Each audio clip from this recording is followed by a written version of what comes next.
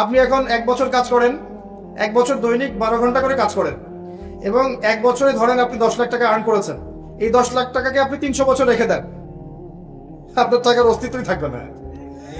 300 বছর পর বের করে ওই যে দেয়ালের মধ্যে ওয়ালপেপার হিসেবে আটকে রাখতে হবে। আর আসহাবুল কাহফ 300 বছর পর মুদ্রা বের করেছেন, যা রুটি কিনে নিয়ে আসো। ওই টাকা চলেছে ওই সময়। সমঝদার কে লিয়ে ইশারা কাফি। বুঝে নেন, যা চলছে এগুলোর মধ্যে একটা প্রতারণা আছে।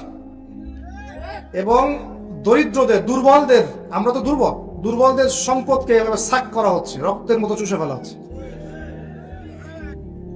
আপনি 1 বছর শ্রম দিয়েছেন, যে টাকাটা আর্ন করেছেন, যখন এই মানটা অর্ধেক হয়ে গেল, তার মানে আপনার অর্ধেক শ্রম তো কেউ নিয়ে চলে গেল।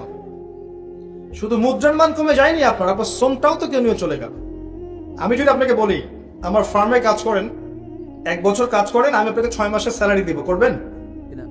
বা 1 বছর কাজ করেন, আমি আপনাকে 11 মাসের স্যালারি দিব, 1 মাসের স্যালারি দিব না, করবেন?